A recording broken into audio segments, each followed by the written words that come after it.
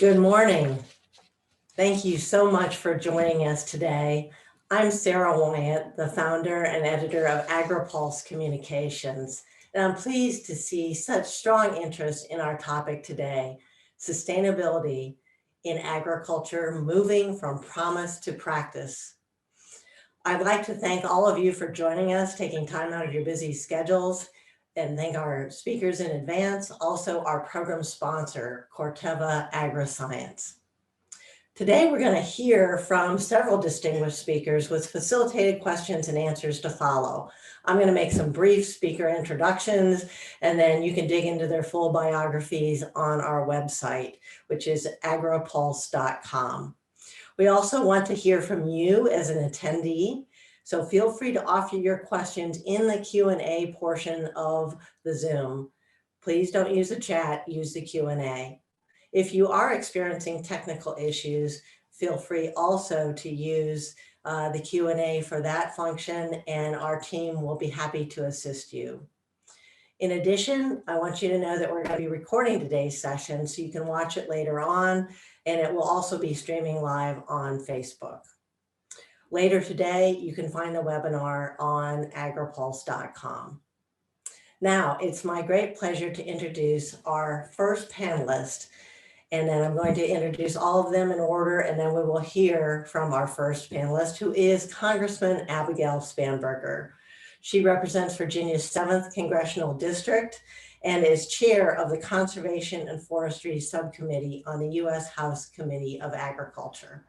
She's a former CIA officer, and she's been a champion for agriculture and all of those who are interested in conservation, not only in her district, but across the country. So thank you for joining us. Next up, we will have Ann Alonzo, who is a senior vice president, external affairs, and chief sustainability officer for Corteva Agriscience.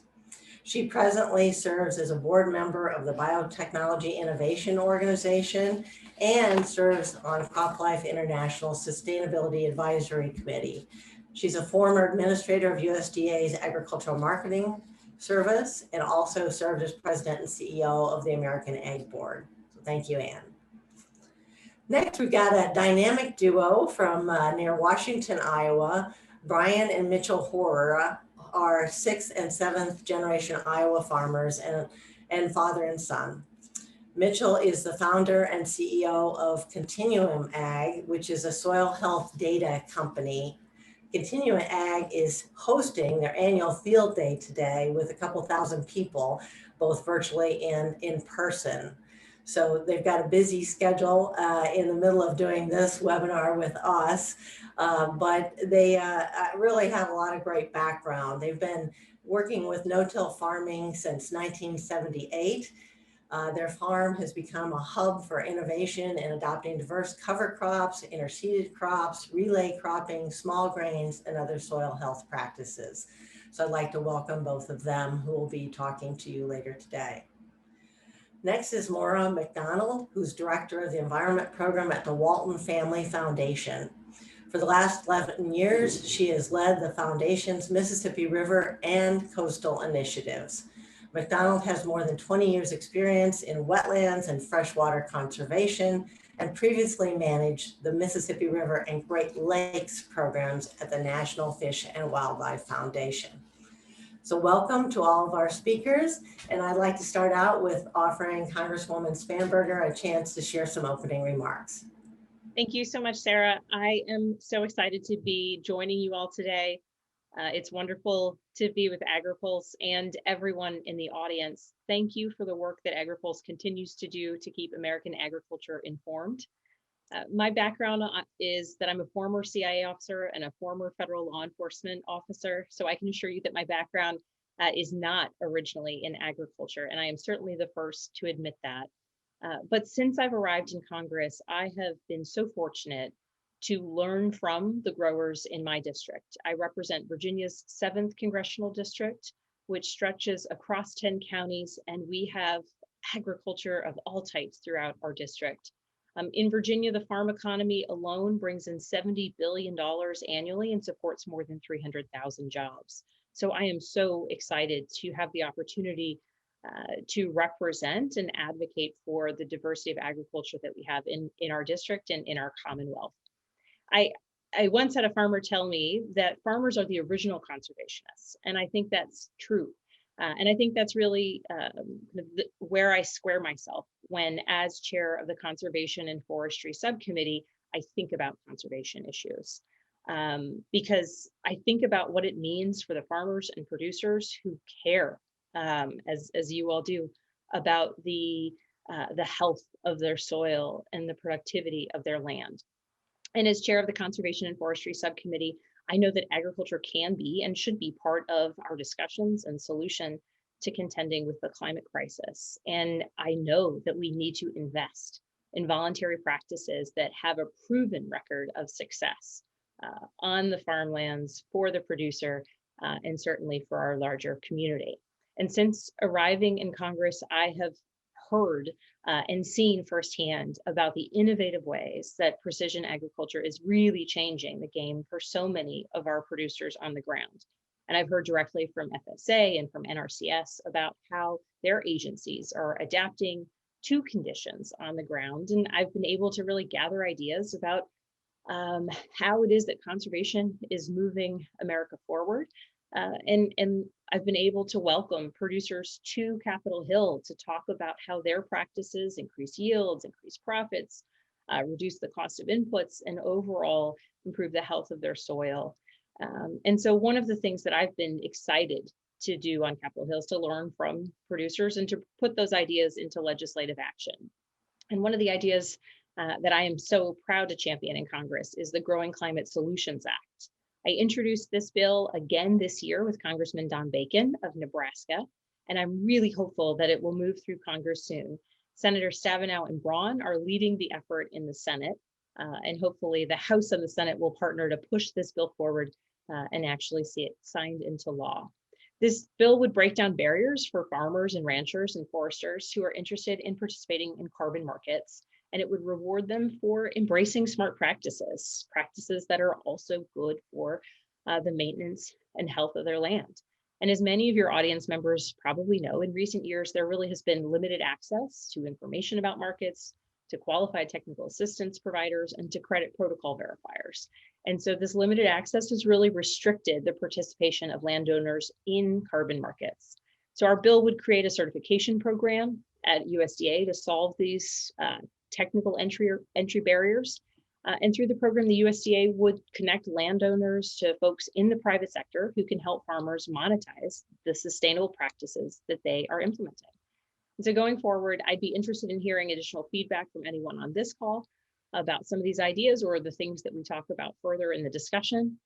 Because beyond the bipartisan support for our bill in Congress, I have seen a wide coalition of farming groups, conservation groups, and companies that have backed this effort and our bill, the Growing Climate Solutions Act. And so, before we continue on with the discussion, I really want to say that I appreciate the opportunity to be with you all today, particularly at what feels like a bit of an inflection point. We have an opportunity as a nation to invest in this sustainable activities, to recognize the importance of a larger strategy that will help us combat the climate crisis, but that also really gives agriculture a seat at the table and a prominent voice in discussing, again, as one producer in my district said, the reality that farmers and producers are the original conservators. So our subcommittee has really explored important climate issues, including voluntary private land conservation programs within the Farm Bill, precision agriculture and conservation, soil health, national forest maintenance and preservation. And for me, I recognize the importance of agriculture in our district as an economic driver, but also as a foundational part of our community. And I am so incredibly proud of the work that our committee has done on the Conservation and Forestry Subcommittee and the larger Agriculture Committee in Congress. And I appreciate the opportunity to join you all today and to bring the legislative side of the House to this discussion. So again, thank you for having me, and I look forward to the discussion. Well, thank you so much, Congresswoman. And I'm sure we will have some additional questions for you, not only about the Growing Climate Solutions Act, but some of your other work on the subcommittee. Next, we're going to turn to Ann Alonzo for some opening comments. Ann? Thank you, Sarah. Thank you, Agri-Pulse. And hi, everyone. Great to be here. Just in terms of my reflections to kick our discussion off, just overall, there's such a great need to feed a growing population and to ensure the resilience of our global food production system, whether it's economic, environmental, or social, now and in our future. And this past year, I think you'd agree, really shone a light on so many sustainable development issues: global food, security, extreme weather events, economic equity, to the pandemic itself. And we live in a world that is yearning for new ideas and new solutions, and a world that looks to us in the ag industry for inspired leadership and innovation. In fact, there is a recent Gallup poll in the US that shows that people now consider agriculture to be the most important industry in the world. And that makes our efforts and what we do every day even more relevant and even more urgent. And we each have a role to play. And so the headline or the theme of our discussion is moving sustainability in agriculture from promise to practice. And everyone here and everyone on the phone, whether it's our policymaker, our representative, our farmers, the NGO community, and a company like Corteva, we all have a role to play. And Corteva, for those of you who don't know us so well, our role is to serve farmers, to help them increase their yields and to make them more profitable, and overall advance farming and our consumers via our agricultural research, our innovative solutions, our digital technologies, and our farm know-how. Our company is 2 years old. It's a pure play leading agricultural inputs company, and our core and our purpose is to make agricultural resilient and sustainable. And our purpose and one of our values is to enrich the lives of those who produce and those who consume, ensuring progress for generations to come. So I just wanted to kick off my reflections with a broad understanding and a privilege to serve in the agriculture industry, which is now the most important industry in the world. So thank you for having me today. I also look forward to the discussion. Thank you, Anne. That is great news to have that recognition. So next we're going to turn over to Mitchell Hora or Brian Hora. One of them will be joining us to make some opening comments.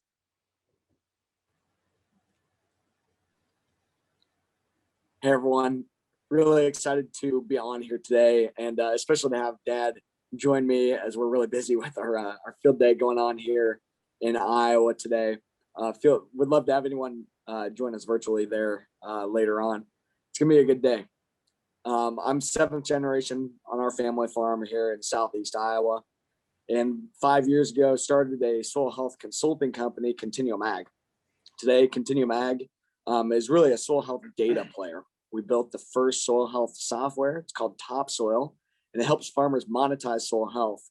Number one, by understanding their soil as a living system and helping them to gather the data that they need to be able to manage and implement more regenerative systems, starting with a better understanding of their data and a better understanding of being able to work with Mother Nature and work with their local trusted advisors to help them to implement regenerative systems.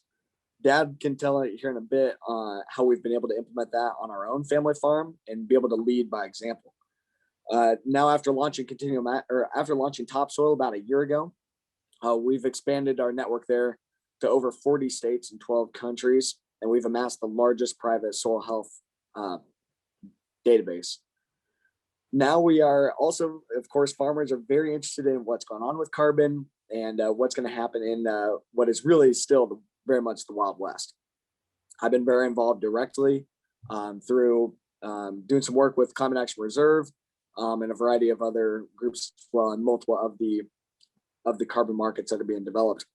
Some of my quick reflections on that, though, is that these carbon markets, as they're being developed and as they're being pushed into the market today, really are not carbon markets at all. Rather, they're cost share for practice change.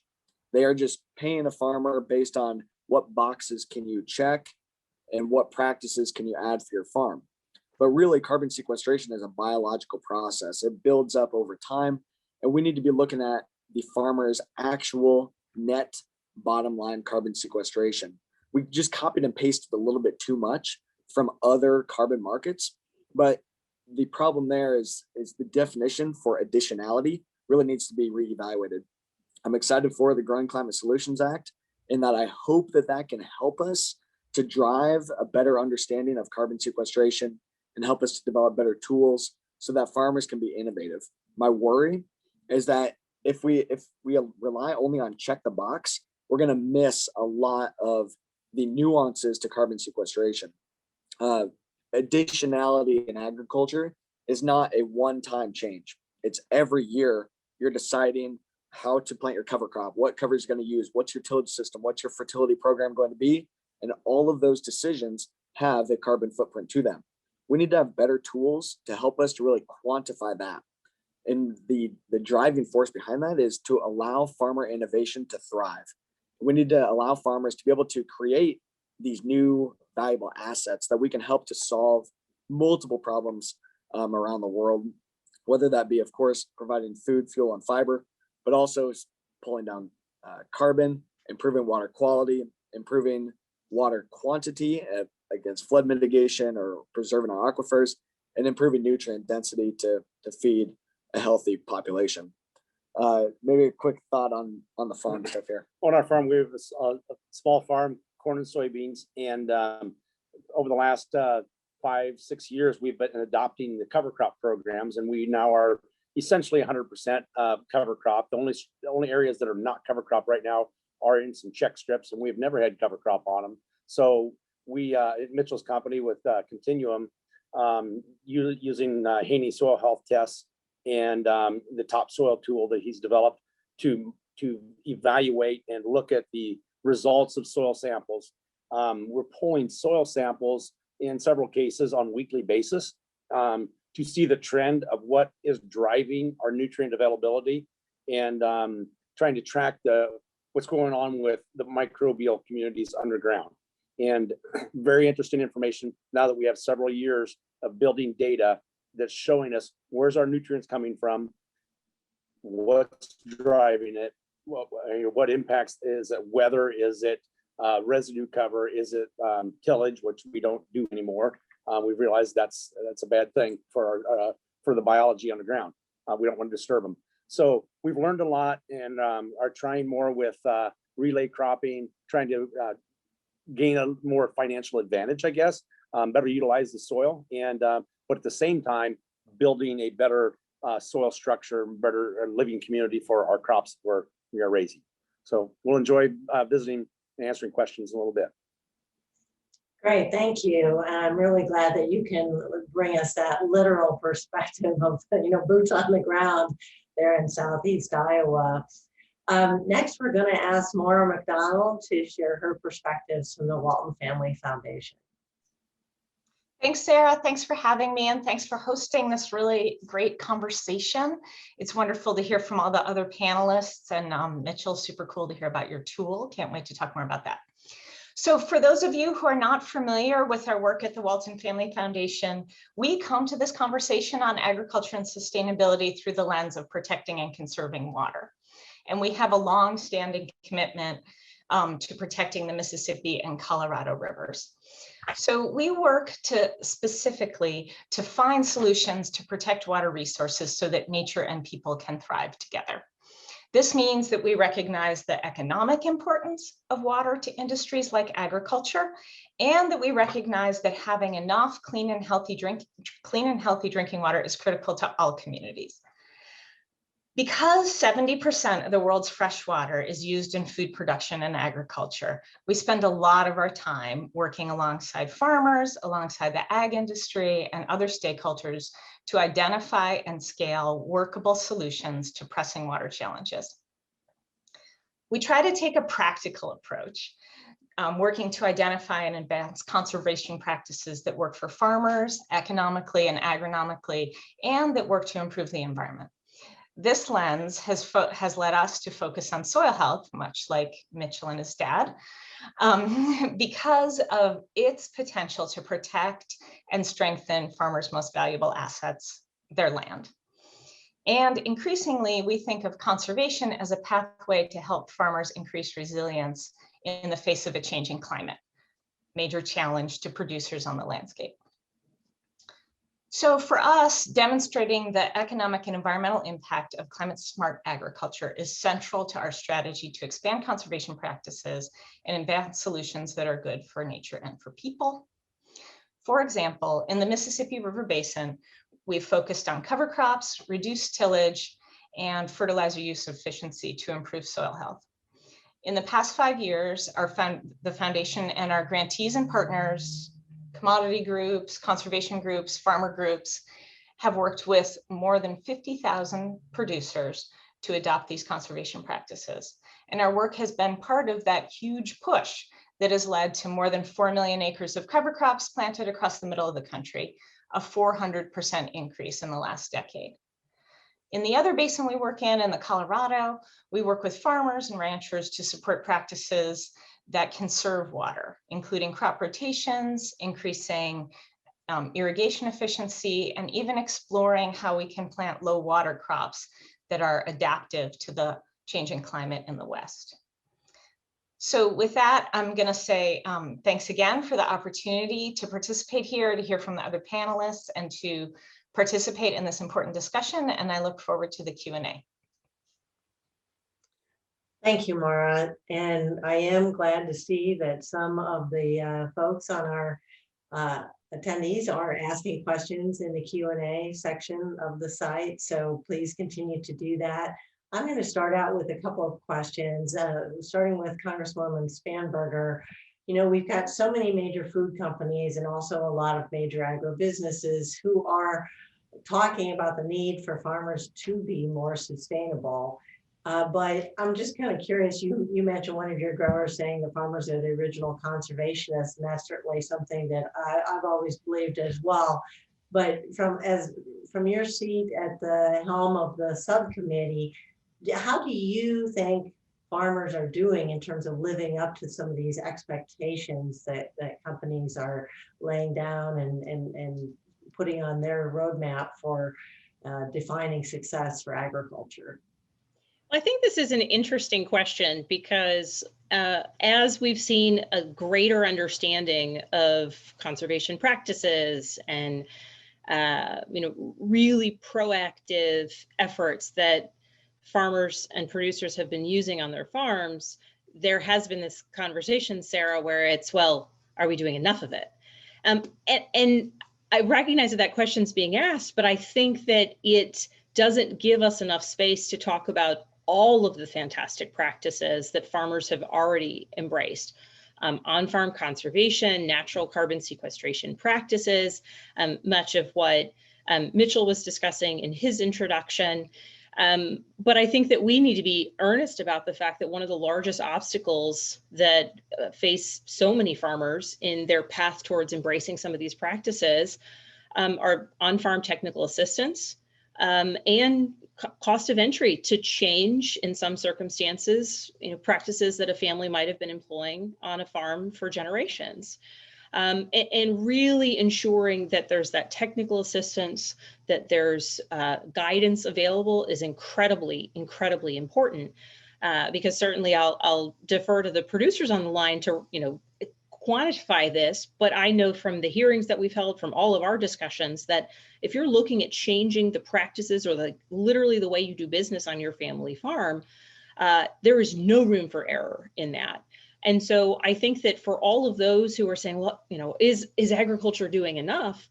I think that there needs to be a recognition that agriculture is doing incredible things, and the larger community, and certainly the Department of Ag and Congress should be supportive in that. And so, among the things that I've done to help encourage adoption of voluntary practices and practices that will be profitable on farms is I led an effort to call for an increase in funding to NRCS's Conservation Technical Assistance, the CTA program, for proposing putting it at $1.2 billion for fiscal year 2022. In addition, a separate piece of legislation that I'm carrying, the Climate Stewardship Act, would put significantly greater funding into the CTA, as well as existing voluntary conservation programs like EQIP and CSP, because those are currently severely oversubscribed. There are many people who want to join these programs, but there's just not yet enough funding to meet that demand. So the exciting thing is the producers are there, but we need to continue to ensure that they can make the transition that they want and are making. And that comes with technical assistance and with support for conservation programs. Thank you. Just as a quick follow-up to that, and then I'd like Mitchell or Brian to react too from a producer perspective. Do you see increased federal funding perhaps moving even yet this year?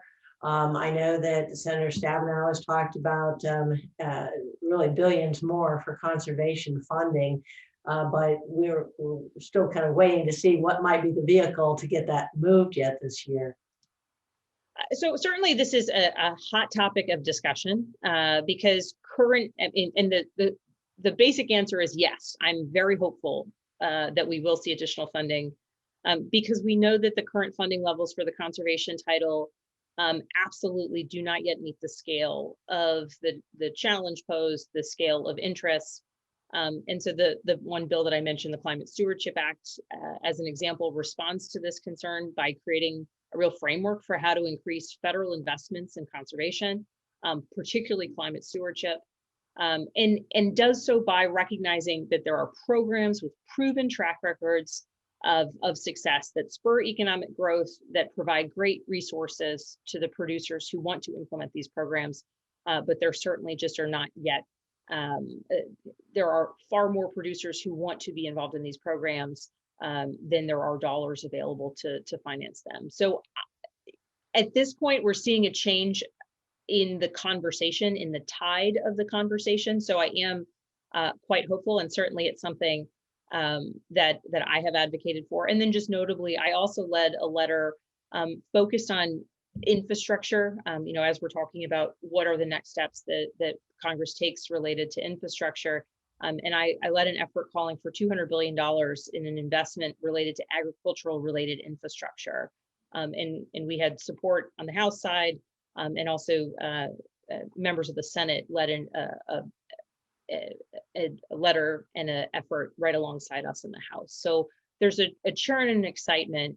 And so we're continuing to push for it. But, I think the more that we continue to raise and make known the value of these programs, the more we hear and get the voices of producers out there talking about how valuable they are, the more that individuals who are really focused on climate change and the climate crisis recognize the value of these programs. And, from a larger economic standpoint, the real value that, in the Commonwealth of Virginia that agriculture brings to our state, the more that we can do to ensure the success and the sustainability and sustainable practices of our producers, it is all cyclical. So the more that we can make those arguments kind of across the board, I think the more voices will join my efforts and my colleagues' efforts to ensure that we're continuing to support those practices and those conservation programs. Thank you. Mitchell, react to the need for more technical assistance and funding for the programs? Yeah, I think that's huge. And, I call it, farmers need just kind of a helping hand and somebody that's there to help to guide them. But what I see, though, as being most successful in that is when farmers are learning from other farmers. And that's where we need to be able to drive is allowing for that innovation, allowing for that community to really be built. And that's why, exactly what we're spending, all day doing is, helping other farmers and helping them to learn and helping them to gather a better understanding. And I think that's a huge piece of this is helping farmers to have that trusted advice, to have somebody that they know they can call on, that they can lean on, that they can go and learn from, but they need to be able to have that touch and feel.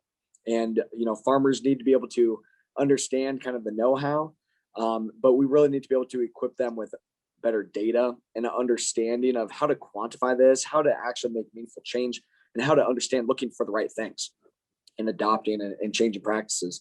And a huge driver of that is we need to ensure that yield is not the only driver of success. That's huge. We've got to be able to help farmers to better understand profitability, to better understand their environmental impact, and better equip them with data. So I think that, where the dollars can really help to drive is ensuring that those farmers have a better understanding of how to quantify where they're at, and how to quantify making change to be able to move themselves forward. But what do you think? Yeah, I agree. And Representative Spanberger, you mentioned earlier about the need for technical assistance, and we need that from multiple levels. We need assistance from the NRCS. We need to partner with, and different farmers have different trusted advisors. That might be the NRCS. It might be their ag retailer. It might be independent consultants like Continuum Ag, or from other farmers like we have farmers from North Carolina, Indiana, and experts from Texas, all here today to share their stories with other farmers and others in this industry trying to improve soil health. So it comes from a multitude of sources, and because every farmer wants something different. But the important part of it is that, as you mentioned, Representative Spanberger, about the one, we can't make a mistake 1 year because we can't afford a 1 year mistake. And soil health, water quality isn't a 1 year solution. It takes multiple years of change. And we see that on our own farm. That's what we've witnessed over the last 5 years with the adoption of practices that we're using and collecting soil data, soil and water data, that we can actually see that the changes that are physically happening in the field are also happening underground, and sequestering more carbon, building better soil biology, soil health. And but it takes time. And at my age, I don't have a lot of years left farming, but the next generation, Mitchell and younger brother as well, will be farming this ground for years to come. And we want to build that system for long term, and also share with other farmers how that can happen. Thank you. I know, as someone who just implemented the start of my conservation plan on my family farm, which isn't too far away from where Mitchell and Brian farm, the importance of technical assistance and funding is really paramount. So that's great to hear. I want to switch over a little bit to Anne and have her address something that's been really big in terms of sustainability for her company. About a year ago, Corteva announced 14 goals to advance sustainability for the entire business. That's a heavy lift. How do you even start to move the needle in terms of the commitments that you have made as an agribusiness company? Yeah, thank you for that question. And also to compound that, we released the goals in the very midst of the pandemic. And 1 year to the date that we became a pure play public company. So very committed, very ambitious. But frankly, our goals were already well underway prior to last year. And we built on some of the positive advances by our heritage companies, Dow and DuPont. But we really felt that it was no better time to commit to protect and preserve the source of our food, our helping our communities thrive, and really doing it via people and products and partnerships. And also in light of the fact of our company's size and our scope. We're in 140 countries and we have over 21,000 employees. So to your question, basically, how do we move the needle on such important goals? We do it globally. And we do it over the next 10 years. These commitments are not in 1 year timeframes. They're over 10 years. And they're being done so in a measurable, in a quantifiable, and in a transparent manner. And there's that old saying, what gets measured gets done.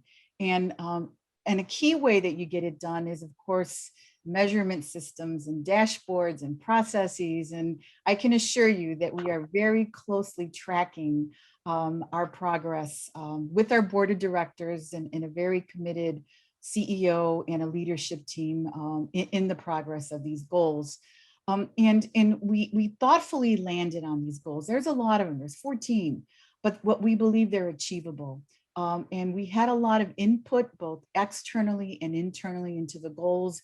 We did a very comprehensive materiality assessment. And we looked at 4 pillars, and I'm going to take a minute because I'm just so proud of the goals, just to give you an idea of what we're we're tracking and advancing very proactively. We're looking at our farmers, for example, and we're committed to provide farmer training for 25 million farmers. We're enriching smallholder livelihoods and committing to helping increase the productivity of 500 million smallholder farmers. We're enabling farming resilience. In the pillar of the land, we're looking at improving on-farm soil health, advance on-farm water stewardship, enhance biodiversity. In our communities, our teams are very active in our communities. How are we protective of health and safety in agriculture? Engaging with our communities, volunteering our time. We have one of our goals is 1 million hours of employee time, and now 16 hours we are allowing our employees to volunteer on important agriculture projects. Increase our supply chain transparency. And in our operations, we have every intention of innovating sustainably to reduce our greenhouse gas emissions, to use reusable and recyclable packaging, and to operate sustainably.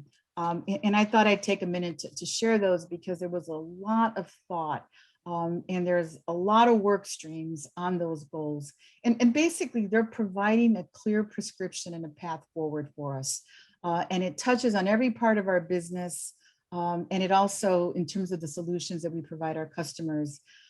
We like to say at Corteva that we're focused 100% on agriculture, and sustainability is not part of our business, it is our business. And so on a daily basis, we have hundreds of employees working on advancing our sustainability commitments. It's a company-wide priority. In fact, this past year, we made it one of the variables in how we're evaluated as employees. And so I'm so thrilled about those goals. I joined the company after they were already defined, but it's been my pleasure to help launch them and help advance them. And we're very proud of those goals. Thank you. Thank you very much, Anne, for that. We'll circle back with you a little bit later. I want to turn over to Maura for a little bit and talk about what the Walton Family Foundation has been doing to really track the progress that farmers and ranchers are doing to be more sustainable, and where do you see that you're getting the most bang for the buck in terms of implementation? Thanks, Sarah. Yeah, so, we would love, we focus on water and water outcomes, and we would love to see, huge changes in water quality. We'd love to see a reduction in the size of the dead zone in the Gulf of Mexico, or more water in the Colorado River so that it could once again reach its delta. But, the short-term indicators of that are really changes on the land, because we know that those long-term environmental outcomes, kind of like soil health, take a long time and take year-on-year improvements. And so we try to focus on the kinds of things that we can watch change year on year. We try to look at increased acres of cover crops, changes in tillage, the kind of changes that we know result in improved environmental outcomes, but are more evident more quickly. We really, we try to think about what the ag of the future will look like, and we try to think of a time when, as we see increase in the intensity and frequency of storms in the upper Midwest, that we need cover crops on almost all those acres. And so we're trying to lean into what it looks like for us to get there. And in the meantime, we're counting each and every acre that changes over time, and trying to applaud the farmers that make those changes, and try to look for opportunities to advance the money that's needed for transition, and then the long-term incentives that are needed to help farmers stay with those practices year on year. Thank you very much for that. You mentioned cover crops, and I think there's a lot of buzz around cover crops as a solution right now, but I know that, Mitchell, our farm isn't all that far from yours, and the young renter who flew on cover crops last year on our farm, then it didn't rain for 3 weeks. So it wasn't a really great solution. This year he's going to be able to drill those in with some new equipment. But how do we communicate some of this when the weather has been so difficult? I know Wayne Fredericks added a question in here. We had, some really dry spells in parts of the country, and then we had a late frost in other parts of the country. So how do you work on improving soil health despite all this weather variability? Yeah, and my kind of quick thought on that, is that's part of the uncertainty that happens here, and for farmers, weather is and always has been the biggest variable to drive success, and that's no different. I mean, we're dealing with a living system. It's got to rain, it's got to have the moisture, it's got to have sunshine, it's got to have heat to be able to get these things to grow. For us, we're trying to utilize cover crops that are going to fit well into our system. Cereal rye is the main one. And we've been able to drill in our cover crop in the fall, but we've seen you can drill in cereal rye pretty much any time of the year. There's always the excuse of, well, it can't work here, cover crops can't work here, and there's ways to be innovative around it. And I think that's part of with whether it be with policy or whether it be around creating carbon credits, whatever. We just need to ensure that farmer innovation can thrive. That it's not based on check the box. It's based on allowing farmers to truly understand their actual bottom line. And to the question too in the chat on, what about farmers that have been doing this for multiple years? Well, we have to look at what's your actual carbon footprint, not what changes the practices are you making. We all need to keep changing practices. That's not my point. We all need to keep doing better, but we need to look at what's our actual carbon footprint and help us to get a better path forward to improve transparency between the farm and to the end consumer and to the taxpayer. And that's really where this goes. And no matter if it's going to be carbon or any other sustainability initiative. But I think farmers just have to be able to roll with the punches and stuff. But with all this, it does boil down to if these systems are not going to be economically sustainable, then the family farm goes away. It's not worth it. It's not going to work. It has to be profitable, has to make good business sense. And the good thing is soil health really can, and soil health can be something that everyone can get behind, and sustainability, of course. I mean, we all have the same goals here. We just need to have a better path forward to help us to really quantify the progress that we're making and help us to be innovative, to be able to understand how to implement those principles of soil health for each individual farm. And again, that's leaning on to the other local farmers, other people in your area that have had success. Learn from them, take those ideas and make it work into your own situation. Thanks. Congresswoman Spanberger, that is one of the questions that we hear all the time, and that is the question of additionality. These growers who have been practicing no-till and doing a lot of wonderful conservation practices on the farm. How do we both reward the early adopters and then the newer ones who are coming into the fold and try to be fair?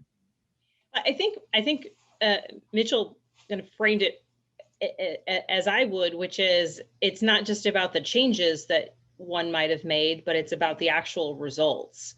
And certainly implementing practices are going to create, it's not progress overnight. I think that was Brian's point in an earlier question. And so it takes years for you to start seeing the nutrients built back up in the soil. It takes years for certain root systems to take way. It takes for the cattlemen in our district to employ rotational grazing. It takes years that they've set up their riparian barriers, and that we start to see the health and the streams, strength and the natural vegetation along the streamways sort of take root again. And so the important piece here is recognizing and being clear about the practices that are valuable, how they bring value, and then not having it be a checkbox exercise where it's, okay, now I've done this, therefore I'm on the path towards employing better practices, but recognizing that there are producers who have been employing fantastic practices for decades, and they've already built up a lot of that health in the soil, that they have been conserving and sequestering carbon now for years. And so it isn't I changed a practice, therefore I've employed really valuable conservation practices. It's, this is the results, and noting that those who decide to employ them or to start or to transition some of their farmland over to, whichever practices they may choose to implement, those results aren't going to be overnight. So I think it's measuring results has to happen in a variety of ways. Some is, what are the practices you're actually making and the changes in practices you're actually making. And then the next piece is, what are the actual results of that? Because we don't want to kind of incentivize people to make small changes so they can say, I've made 10 changes, but those are not nearly as impactful as the 3 changes perhaps that, a different producer has made over the past 15 years. So, making sure it's results oriented, but also not so far down the line results oriented that there becomes a barrier to entry for those who are going to take some years to see those results come, on their land.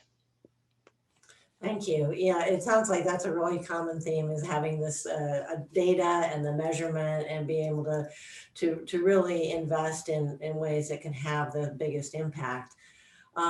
And I know that your firm has been working on this measurement task, and here on the farm, we've been talking about things like cover crops to be more sustainable, and different ways that we're improving soil health. But there's also other things in the sustainability toolbox on, like, reducing energy use and things like that. Give us a snapshot of some of the progress that you've made in trying to become more sustainable, and what kinds of things that you've been able to measure towards your goals.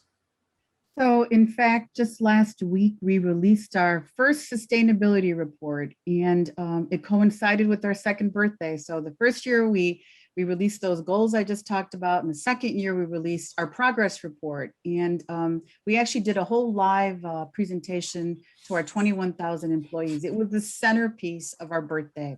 And we have baseline data for our 14 goals, and we've had all types of advances. Of course, we're only really 1 year in to some of this progress. We have 25 million farmers that we want to train. We're already at 330,000, but we have, many years to go. We have commitments with soil health. I'd really encourage you, and hopefully we can share with you the report. It's about 122 pages long, but on the back, on page 85, there's a really good baseline about where we started in 2020 and where we plan to be by the next 10 years.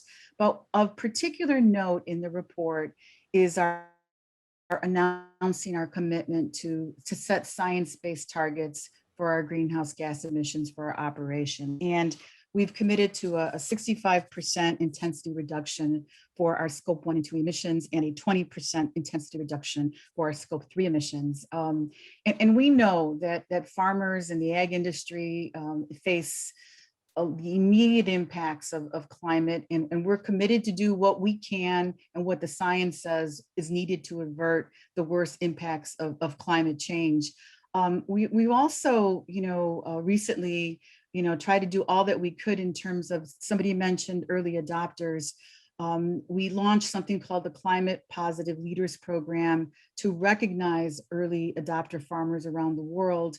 And we want to somehow incentivize and recognize them for their stories so that more farmers can learn from their experience.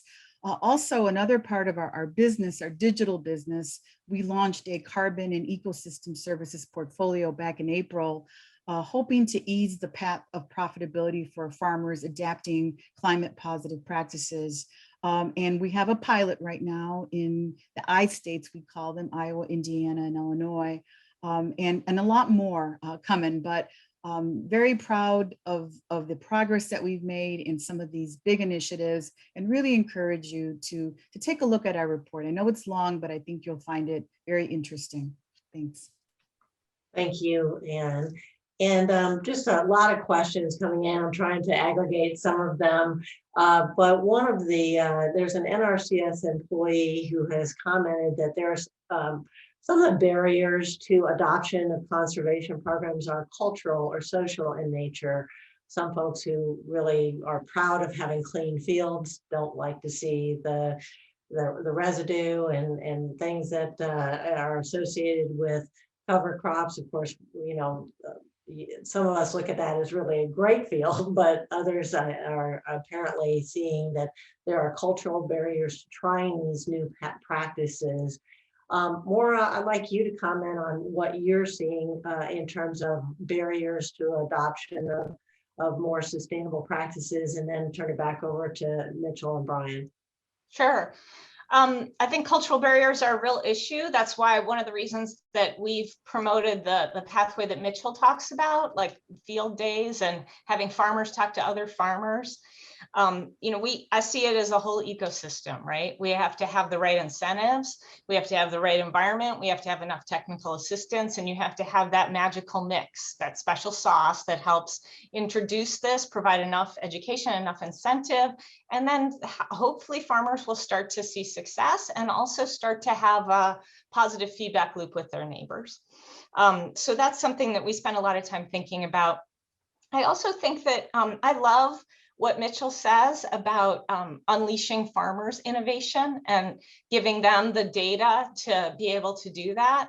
I think that that's a really important force that we haven't tapped into in quite the right way.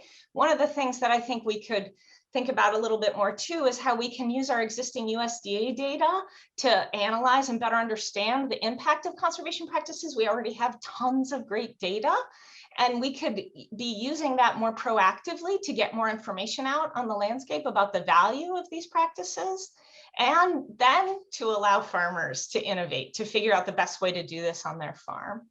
So so I think it takes this whole ecosystem of things, and I just encourage us to lean in to the opportunity to innovate rather than being afraid of it. Thank you. Mitchell, I'm going to interrupt just 1 second because I know the Congresswoman has a hard stop in just 3 minutes. So I'm going to give her the chance to give us some wrap-up comments if she'd like.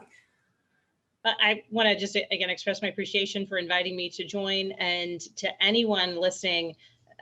I chair Conservation and Forestry, the subcommittee of the larger Ag Committee, and I welcome any input or feedback that anybody listening today might want to push to our office. We have an active and exciting schedule of hearings, and we're really trying to focus on the things that matter most to the farmers and producers across the country. So again, thank you so much for putting this event on, and I'm going to be sticking around to hear Mitchell and Brian's response, and then I'm going to quickly excuse myself. But again, thank you so much for having me. Well, thank you for joining us. We always appreciate working with you, and thank you so much for your leadership. Mitchell and Brian, thank you. Last couple comments from my side, and yeah, we've got to go. I got a lot of people to entertain here today, but happy to have whoever would like. You can still register for our event, tune in virtual, jump in and out, continuum.ag/events online, and you can see all of our data. We made it publicly available through our software at topsoil.ag. We've got some case studies and stuff about our family farm and how we've been able to drive that innovation and be able to improve. And like I said, I think we need those better tools to help us to understand. I totally agree that there's a lot of data out there. Hoping the Growing Climate Solutions Act, we can create a pathway for farmers to be able to better understand that data. But data, keeping in mind though that individual farmer data privacy is really important. So being able to benchmark data, being able to create those big data sets is important, but ensuring that that the farmer has full control and an understanding of where their data is at and that they own their own data. Last thing on the farmer innovation side, encourage everyone to check out the Fieldwork Podcast, my co-host, put on by American Public Media. Thanks to the Walton Foundation, they helped us out here this season, supported. So huge shout out to them. But we really highlighted Washington County and the conservation culture that we have here. So you can check that out, fieldworktalk.org. Yeah, and as far as the culture of Washington County and why does it work? A little background: Washington County is one of the top hog producing counties in the state of Iowa. So there's a lot of manure, both hog, cattle, and turkey manure in this county. But we also have here in Washington County the largest number of cover crop acres in the state of Iowa. And in fact, last fall, as I drove through our township, I kind of did a roadside survey and came up with about 25% of our township was seeded to cover crops last fall. And again, people are still putting manure on that. So farmers are innovating. They're utilizing these practices, realizing the value of what that cover crop can do for sequestering nutrients in the soil and stabilizing the soil, and also how that soil health is helping their farm be more consistent in production and more resilient for the long term. Thank you both. I'm reminded by one of our questioners that agriculture also includes perennial crops like California avocado groves. Our friend Ken Melvin from the California Avocado Commission reminded us of that. So we know that we've been talking primarily corn, soybeans, but we need to also be cognizant of the fact that there are a lot of really good practices on farms all around this country that are very sustainable. There's also several questions about what's happening in the EU. And one of the things that has been brought up is the UN Food Systems Summit. There are growing concerns among some policymakers that there are going to be practices that are required in the European Union, and this will be their definition of sustainable, and it may not be what we define as sustainability in the US. And so, Anne, I'd like any of your comments on really how, as a global company that's committed to sound science, you're viewing what's happening with the EU Food System Summit.